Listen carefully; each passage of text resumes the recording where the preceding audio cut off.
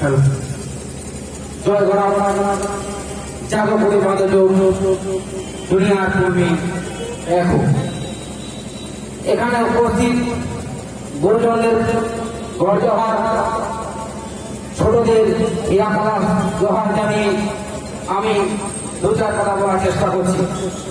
আজ 6 সেপ্টেম্বর কুর্মী জনজাতি মানুষের কালা দিন, কালা দিবস। আজ কুর্মী জনজাতি মানুষের বা কুর্মী জনজাতি মানুষরা কালা দিবস পালন করছে কেন? তাদের কি সমস্যা হলো? তাদের কি বা প্রয়োজন হলো?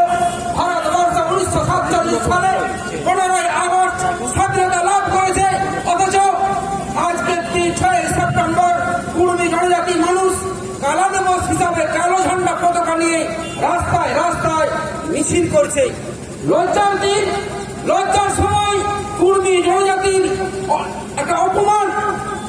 তাই আমরাকে ভাবতে হবে না, কেন্দ্রীয় সরকার 1950 সালে 6 সেপ্টেম্বর কুর্মী জাতিকে অন্যায়ভাবে বিনা নোটিফিকেশনে 6 সেপ্টেম্বর বাদ দিয়েছে। তার এই প্রতিবাদে প্রত্যেকটা জেলায়, প্রত্যেকটা ব্লকে, প্রত্যেকটা পাড়ায়, প্রত্যেকটা ঘরে ঘরে আজ কালা দিবস হিসাবে কুর্মীরা পালন করে আসছে।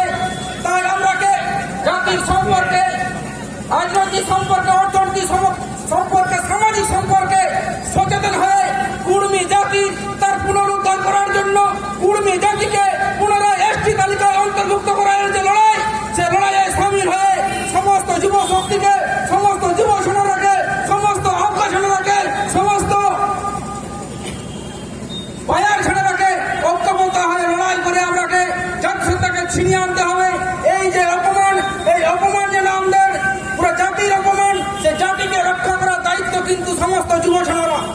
দুঃখের বিষয়, যুব সৈন্যরা আমাদের সমাজ সম্পর্কে এখনো কিন্তু অতটা অবহেলিত আছে। শুধু আমরা হলুদ গামছা নিয়ে, হলুদ পতাকা নিয়ে যেখানে সেখানে ঘোরা কিন্তু চলবে না বন্ধু। হলুদ পতাকা মানে কুর্মী জাতির জাতীয় পতাকা বললেই চলে। কুর্মী জাতির জাতীয় পতাকা, কুর্মী জাতির জাতীয় পতাকা সম্মান রক্ষা করার দায়িত্ব কিন্তু আপনারও আছে। তাই কুর্মী জাতির জাতীয় পতাকাকে সম্মান রক্ষার জন্য আপনারও আছে, আমারও আছে। তাই আমরা ঐক্যবদ্ধভাবে কুর্মী জাতির যে দাবি, কুর্মী জাতি পুনরায় এসটি তালিকা অন্তর্ভুক্ত করার যে দাবি, আমরা ঐক্যবদ্ধ হয়ে লড়াই করে রাজ্য সরকার কুর্মী জাতির প্রতি অবহেলা, কুর্মী জাতির প্রতি যে বঞ্চনা, কুর্মী জাতির সিআরআই কমান্ডে জাস্টিফিকেশন যে অবহেলা, তার এই প্রতিবাদে আমরা কিন্তু ঐক্যবদ্ধ অবশ্যই হতে হবে। ঐক্যবদ্ধ যদি আমরা হতে না পারি, আমাদের দাবি কিন্তু এইভাবেই কিন্তু দীর্ঘদিন জিন্দাবাদ জিন্দাবাদ জিন্দাবাদ করে যাব। তাই আমাদের সময় আছে, তাই আমাদের ঐক্যবদ্ধ হওয়া দরকার আছে। ঐক্যবদ্ধ যদি আমরা না হতে পারি, আমাদের দাবি কিন্তু কোনোদিন পূরণ হবে না। তাই সমস্ত মানুষকে বলবো, এই দুঃখের দিনেও বলতে হচ্ছে, কষ্টের দিনেও আমাকে আজ এরকম ভাবে থাকতে হচ্ছে।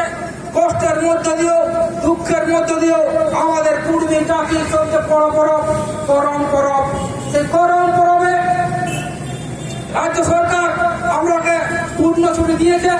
সেই রাজ্য সরকারকে আমরা এই করম পরবে ছুটি দেওয়ার জন্য ধন্যবাদ জানাবো। তার সাথে ধন্যবাদের সঙ্গে সঙ্গে রাজ্য সরকারকে তিরস্কারও জানাবো।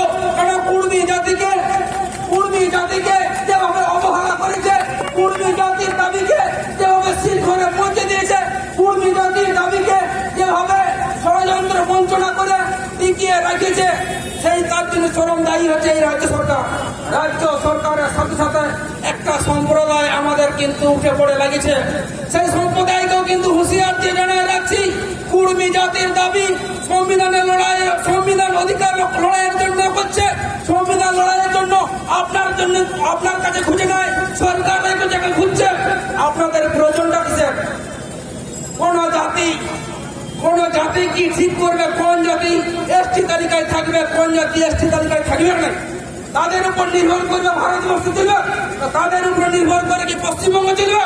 সেই সব জাতিকে হুঁশিয়ার দিয়ে বলতে চাই, আপনারা কিন্তু সচেতন হয়ে যান। আপনারা কিন্তু আজ পর্যন্ত নাম উচ্চারণ করে নাই বন্ধু। আমরা বেশিরভাগ জঙ্গল মহলে কিন্তু খাপাবেন নাই। আমরাও কিন্তু এবারে আপনাদের প্রতিবাদে কিন্তু সামিল হব।